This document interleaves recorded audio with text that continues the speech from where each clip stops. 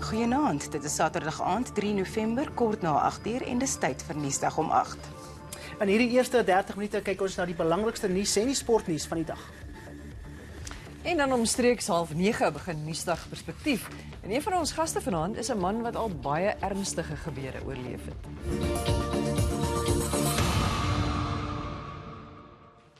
Het daar 'n ommekeer in Westbury gekom sedert die amaberete, die polisie se spesiale taakspan teen bendebedrywighede, daar ontplooi is? Dit is die vraag wat vandag gevra is toe ons kameras terug is na die buurt. President Cyril Ramaphosa het vroeër van dese week saam met die polisiekommissaris 'n teenbende-eenheid bekendgestel wat werksaam sal wees in bendegetuisterde gebiede in die Wes-Kaap, die Oos-Kaap en Gauteng. In September het inwoners van Westbury standpunt ingeneem nadat 'n ma, Heather Peterson, in 'n bendeverwante voorval dood is.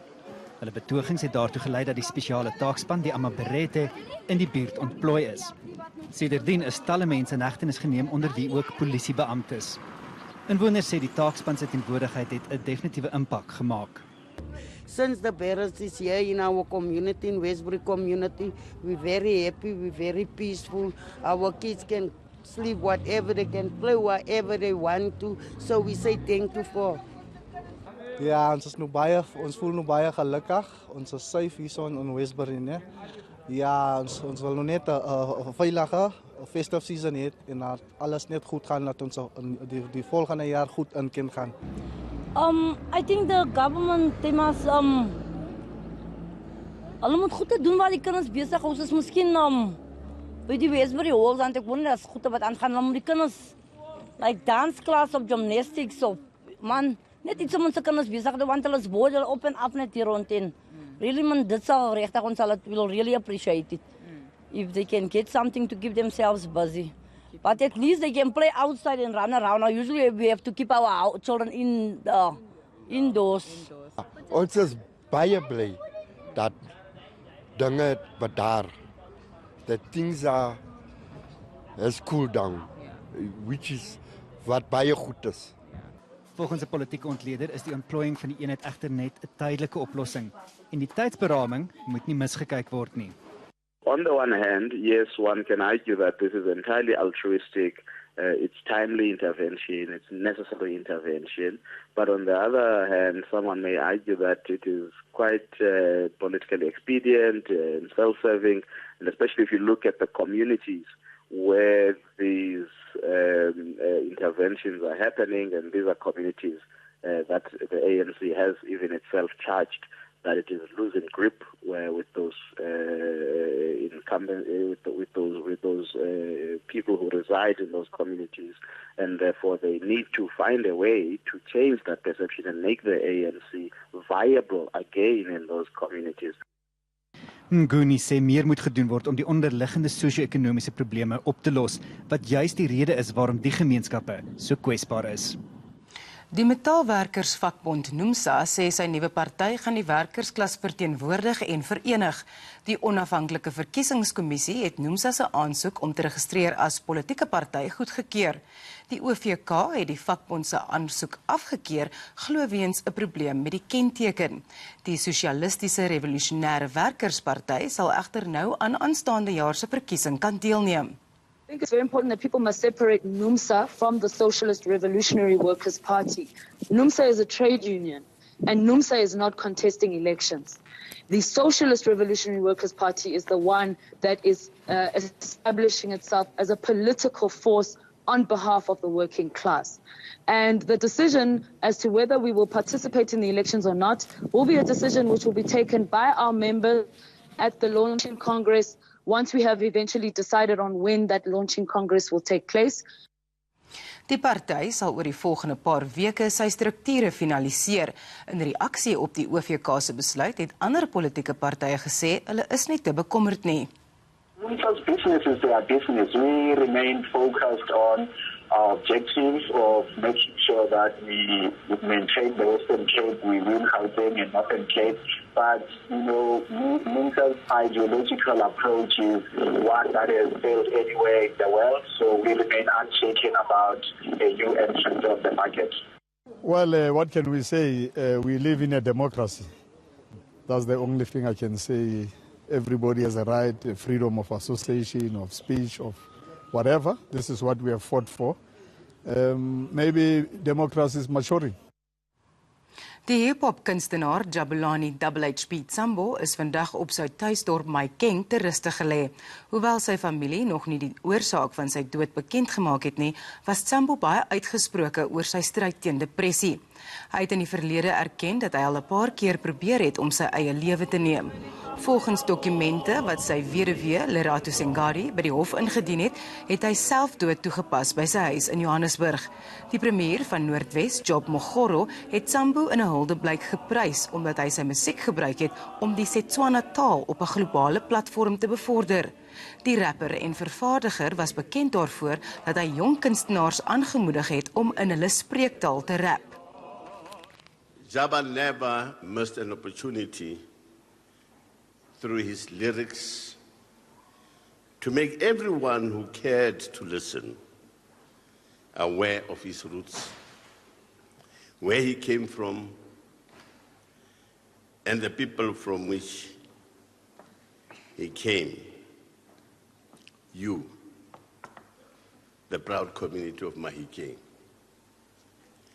He deeply loved his town and he carried it in his heart wherever he went, and it was reflected in whatever he did. Hip-hop Pansola was the embodiment of that which represent the aspirations of young people coming from this part of this country. Die Bloemfontein Primêre Skool in Galvindale vier vanjaar sy 50ste bestaanjaar. Die skool het as deel van sy vieringe 'n fondsinsameling gehou om die skool se planke struktuur van die afgelope halfuur op te knap. Die Oos-Kaapse Onderwysdepartement het vroeër vanjaar die Bloemfontein Primêre Skool in Galvindale amptelik aangewys as 'n skool wat volledige dienste aan leerders met spesiale leerbehoeftes bied. Die skool bied vir baie leerders met spesiale leerbehoeftes die geleentheid om te groei en verskeie van die leerders blink uit. Die 14-jarige Renisha Jackson is 'n krangige skrywer en van haar gedigte is al in 2 digbundels gepubliseer. In die eerste plek het ek geweet om gedigte geskryf en ek kon nie mooi gespeel het of geweet om gedigte skryf. Toe net geprobeer en gegaan. Dus ek ken en ek het aanhou begin om te skryf. En ons het baie goed gehad. Ons het vir ons goed gewys. Dan moet ons oor het skryf. En so het ek geleer, ook so word gedigte geskryf, sodat ek baie laat skryf. Meer as 200 van sy sowat 700 leerders het spesiale leerbehoeftes, maar die infrastruktuur veroorsaak vir leerkragte en leerders probleme.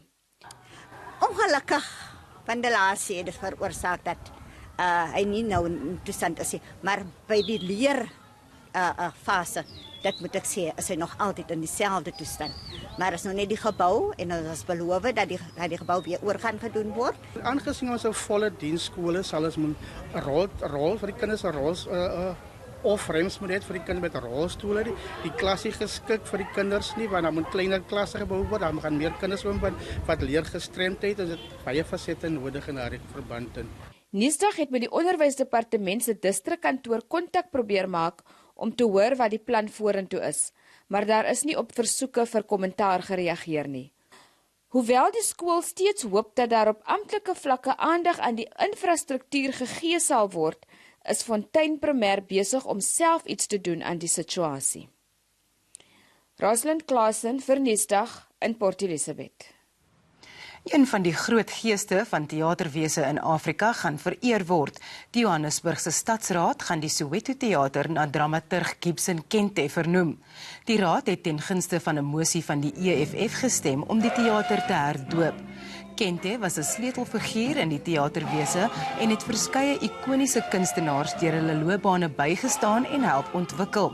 Van die name wat hulle sukses aan hom te danke is, sluit in onder meer Darlington Michaels, Selomake Kanube en Bongeni Ngema. Die legendariese dramaturg is in 2004 oorlede. Die amptelike plegtigheid vind volgende maand plaas. Die brandweer in die Oos-Kaap veg sedert Maandag om brande in die gebied onder beheer te bring. Die organisasie Working on Fire het sowat 100 bykomende brandbestryders opgeroep om die spanne in Longmore, Sarah Baartman, Baviaanskloof, Addo en Tsitsikamma by te staan. Geen sterftes is al aangemeld nie, maar talle mense is uit die gebied van Stormsrivier verwyder. In die Weskaap is plaashuise ontruim weens brande wat al nader aan Jonkersberg beweeg. In George is die lug steeds volgens berigte rokerig nadat die brande daar onder beheer gebring is. Amper 1000 jong mense het aangemeld by een van 3 jeugkampe wat deur die Departement van Maatskaplike Ontwikkeling en die Suid-Afrikaanse Nasionale Weermag aangebied word. Die departement wil deur middel van die kampe jong mense bemagtig deur vir hulle sosiale en sakevaardighede aan te leer. Nuusdag het 'n draai by een van die kampe in Bloemfontein gaan maak. Amaberete is een van die byna 6.2 miljoen mense in Suid-Afrika wat tans werkloos is. Hy moes sy studies opskop weens finansiële redes. Hy het verlede jaar vir die eerste keer 'n draai by die jeugkamp gemaak. When I came here, I thought people were going to judge me, and I sometimes second guess what other people think of me. So I'm always sitting alone. But then as I got here, I saw that, nobody's judging me. They're treating me the same way as them. So that's where I got comfortable, and I was put on a spot. Mother asked me to dance in front of the people, and I was like, no. But she insisted anyway. Amaberete is nou 'n mentor vir ander. Hy wil graag eendag sy studies voltooi en sy eie inligtingstegnologie besigheid begin, om sodoende terug te ploeg in sy eie gemeenskap wat lam gelê word deur verskeie sosio-ekonomiese kwessies. Van die sleutelgesprekke wat hier by die kampe plaasvind, is hoe om die jeug in staat te stel om oplossings vir probleme in hulle eie gemeenskappe te vind. Dit sluit in kwessies soos werkloosheid, geslagsgebaseerde geweld, as ook die regte van persone met gestremthede. We're here to teach them, to dialogue with them, to understand what are they facing in their communities, trying to bring solutions to those challenges. And then they will become a solution because we want them to be agents of change. Die jaarlikse jeugkampe wat op die oomblik in Potchefstroom, Kimberley en Bloemfontein plaasvind, het reeds 10,000 jeugdiges sedert 2012 gehuisves. Zonke hoop om daardie syfer te verdubbel en meer jong mense met die nodige vaardighede, dissipline en karakter in die samelewing te stuur. Maak Steenbok vir Nuusdag in Bloemfontein.